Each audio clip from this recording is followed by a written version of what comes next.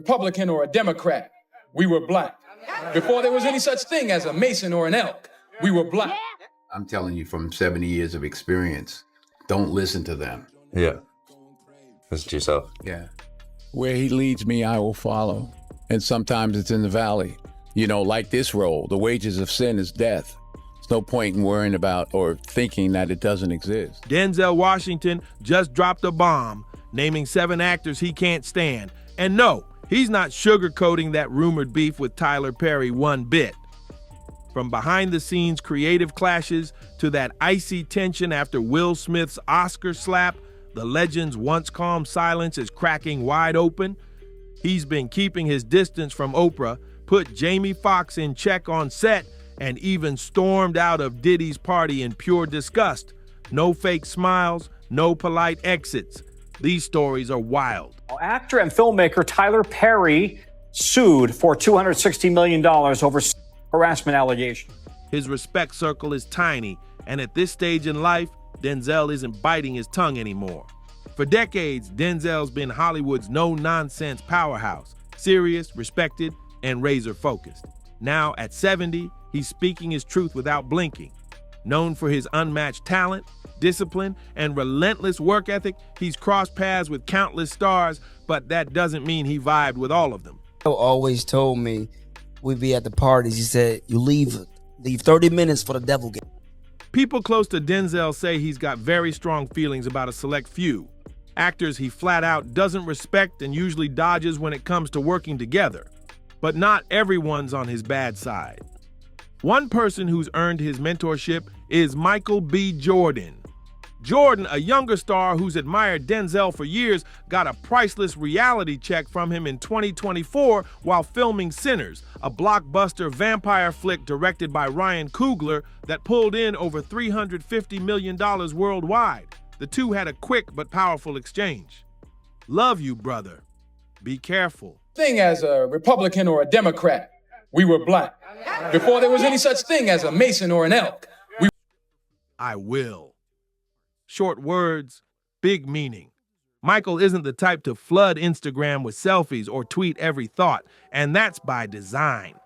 In a magazine interview, he revealed Denzel's advice. Stay offline because if the public sees too much of you for free, they won't pay to watch you in theaters. Denzel's exact words, why would they pay to see you on the weekend if they see you all week for free? That stuck deep with Michael. The man's grind has been real. Over a decade ago, he was still unsure about his future, hustling in TV hits like The Wire and Friday Night Lights. Back then, Michael dreamed of making it in movies, but deep down, he didn't know if he had what it took to carry a film as the leading man. All he wanted was one small role to prove himself. Then, out of nowhere, the Fruitvale Station script landed in his hands. Director Ryan Coogler sat him down and hit him with a life-changing line. You are a movie star. Ryan didn't stop there. You're a great actor. I want to make this film with you. Those words flipped a switch for Michael, lighting a fire that's never gone out. Fruitvale Station crushed it with the critics, putting both Michael and Ryan on Hollywood's radar. From there, the duo became an unstoppable force, teaming up on Creed, Black Panther, and later, Sinners. These weren't just box office wins. That gave Michael the confidence he needed. Fruitvale Station was a hit with critics. It's now or never. They were cultural moments that proved Michael could own the big screen. His manager, Philip Sun, made it clear they never chase roles just because Michael's black. They went for the strongest scripts, period. And while Michael does have a massive Instagram following, about 25 million, he keeps it low-key. No lunch pics, no random daily updates, just strategic posts when a new movie's about to drop. That low-profile social media game, all thanks to Denzel's advice. He's big on keeping a little mystery so the audience stays curious, a rule he's passed down to the next generation of actors. In fact, he even stepped behind the camera to direct Michael in A Journal for Jordan back in 2021. The respect between those two is crystal clear. But now, let's get into one name Denzel's definitely not feeling, Tyler Perry. Denzel's never flat out said, "I hate Tyler Perry, but the tension's hard to miss. They just don't see eye to eye." Denzel's all about quality, layered acting, and stories with real depth. Tyler, he's built his empire on fast turnaround productions with big, simple plots aimed at quick profits. Critics say a lot of Perry's projects feel rushed and surface level, while Denzel prefers work that's crafted with care and meaning. And it doesn't stop at creative differences. The rumor mill's been busy. Whispers claim Perry's been rough on employees and even accused of using his power the wrong way. Whispers keep swirling about Tyler Perry. Claims that he tries to control people, especially young male actors. Some even compare the rumors to the heat circling music mogul Diddy right now. Talk of manipulation, abuse, and using power for personal gain. These are heavy accusations, and while nothing's been proven, the stories just keep stacking up. Then there's the long-standing chatter about Perry's sexuality. For years, some straight male actors have said they felt uncomfortable with the roles he offered, claiming the characters didn't feel right for them. True or not, that feeling has been voiced by more than a few, and instead of fading, the whispers have only grown louder. Actor and voice coach Brandon Jay poured gasoline on the gossip when he posted a TikTok about his time on Perry's sitcom Meet the Browns. He didn't hold back, saying it was the hardest job he's ever had. According to Jay, just one day on set felt like working a full week anywhere else. Perry, he said, was constantly changing scripts last minute, rewriting scenes on the spot, and expecting actors to memorize new lines instantly. And if you couldn't keep up, you were out. Christian Keys, who spent nearly 2 decades working with Tyler Perry, recently dropped a bombshell that shook the industry. He posted an emotional Instagram video, breaking down in tears as he spoke about dark behavior in the business. He claimed a powerful man bragged about having young black men under his control.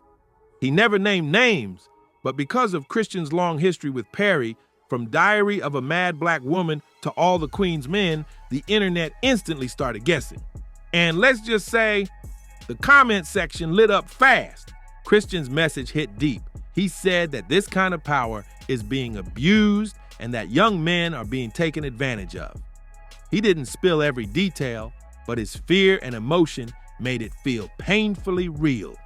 Even worse, this powerful figure is allegedly still working freely while others stay quiet out of fear. Now you see why Denzel Washington keeps his distance from Tyler Perry and from anyone cut from that cloth. Denzel stands for respect, discipline, and storytelling with meaning. Denzel might not blast his opinions all over the place, but trust, his actions and choices say it loud enough. And one name that's made that list? Sean Diddy Combs. Back in 2003, Denzel and his wife Pauletta were at a late-night bash thrown by Diddy. Everything seemed fine, until it wasn't. Out of nowhere, Denzel snapped, stepped right up to Diddy, and let him have it, yelling, "You don't respect anyone!" Moments later, he and Pauletta walked straight out. Witnesses said they saw something that clearly set Denzel off, though no one would say exactly what. Many believe it was tied to behavior at the party that crossed the line for him. That night says a lot about who Denzel is. He's never been into Hollywood's wild side or the messy energy that comes with fame. Younger actor Brandon T. Jackson once recalled advice Denzel gave him about these scenes. "You leave 30 minutes before the devil gets there." Translation, don't linger at parties long enough for trouble to find you. Bad things can happen when you hang around too long, Denzel has warned, and he lives by that rule. Brandon T. Jackson said he always followed Denzel's lead, leaving early before trouble had a chance to start. Denzel's been clear for years. He doesn't have celebrity friends.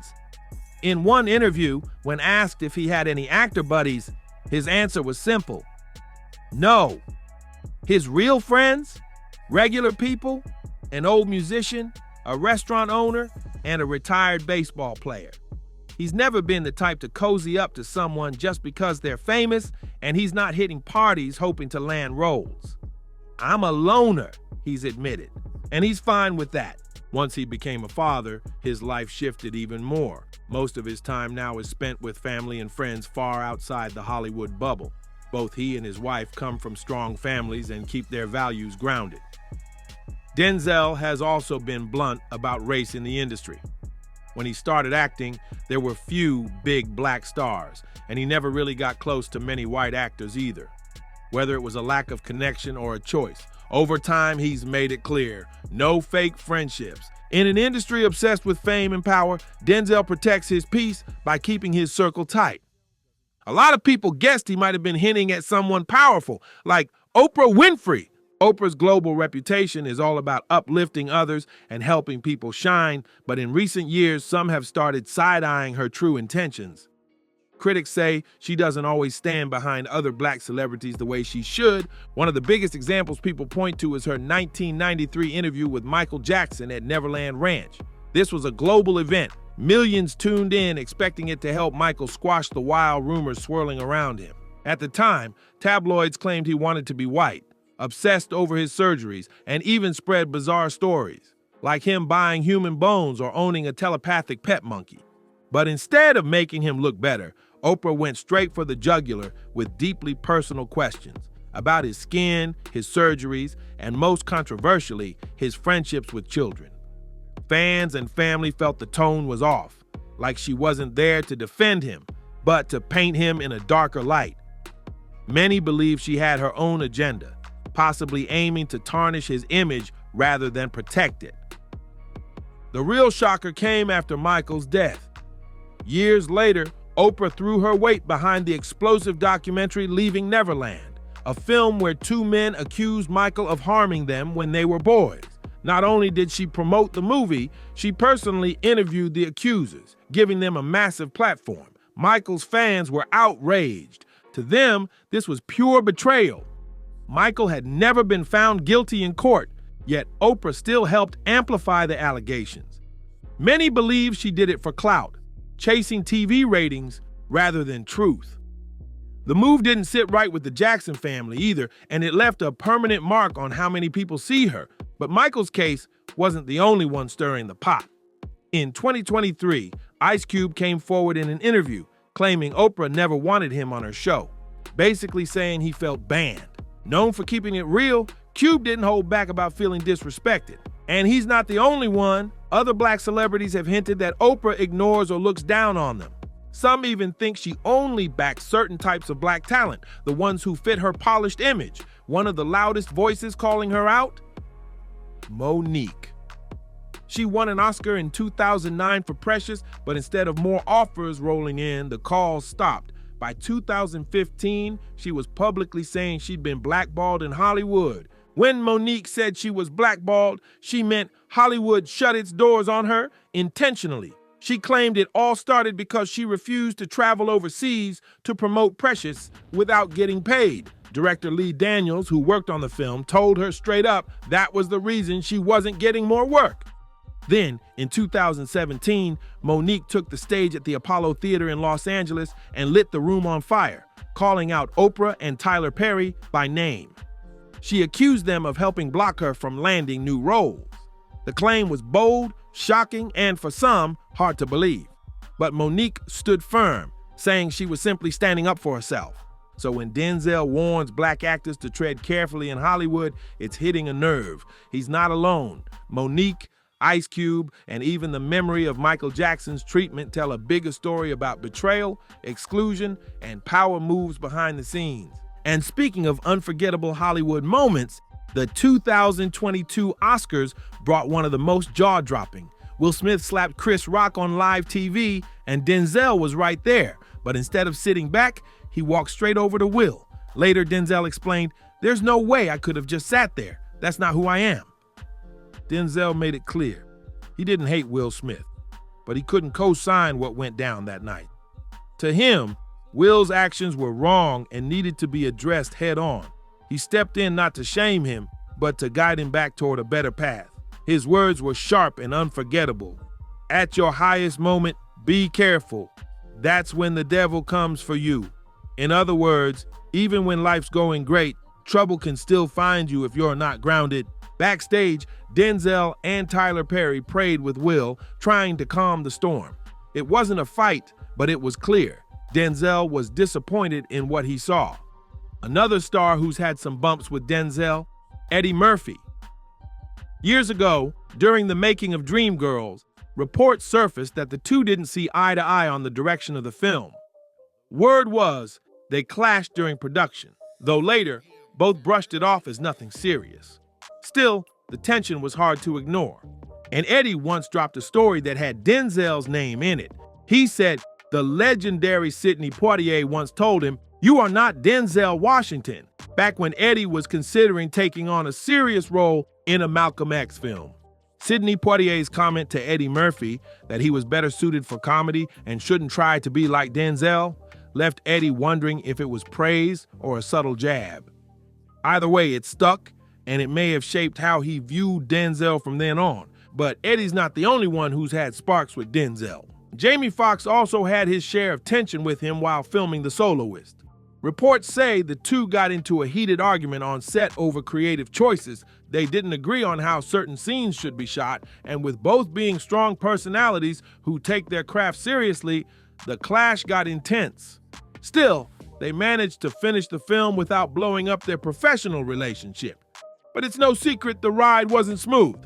And then there's Quentin Tarantino.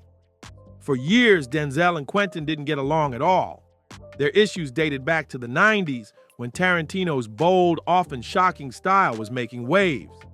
He wrote the script for the 1995 submarine thriller Crimson Tide, where Denzel was one of the stars. And that's where their friction began. Denzel reportedly had a major problem with how Tarantino altered the Crimson Tide script, especially the dialogue. He felt some of the changes were racist and offensive, which hit harder given the film's diverse cast. Denzel didn't stay quiet. He confronted Tarantino right on set, making it crystal clear he wasn't okay with those lines. The tension between them lingered for years, but time eventually cooled things down. In a 2012 interview, Denzel revealed they'd made peace about a decade earlier, around 2002. He even shared that his daughter, Katia Washington, worked as a production assistant on Tarantino's Django Unchained. It was proof that while their past was rocky, they'd managed to leave the drama behind. As for Chris Rock, some assumed Denzel might have had issues with him after the Oscars slap, but that wasn't the case. He never spoke badly about Chris. In fact, he showed respect toward both Chris and Will, believing Will just needed a reminder about how to carry himself in public. Denzel's philosophy is simple. People mess up, but that doesn't mean they deserve to be dragged forever. He believes in offering support, not hate, unless someone has truly crossed the line. Even when he's had friction with folks in the industry, you won't catch him trash-talking them in public. For him, it's always about keeping it professional. He's even said, "Who are we to judge?" A reminder that you never really know what someone's going through. Instead of dwelling on the drama, he zeroes in on solutions. That's a big reason why he's still respected, even by people he's bumped heads with. In Hollywood, creative clashes are bound to happen. Big names like Denzel, Eddie Murphy, and Jamie Foxx are laser focused on their craft, and strong opinions come with the territory. Denzel has never been scared to speak the truth, even when it makes people squirm. When he called out Tarantino, it wasn't about picking a fight. It was about standing up for respect and fairness. On set or off, Denzel doesn't just sit back when something feels wrong. He steps in, no hesitation. That's exactly why fans ride for him. Over the years, he's proven he values dignity, respect, and professionalism above all. He might not approve of certain behavior, but he's not out here launching personal attacks. Instead, he'll try to guide you, set you straight, or just keep his distance. That's the Denzel way. If you enjoyed this breakdown, hit that like button, drop a comment with your thoughts, and don't forget to subscribe for more. See you on the next one.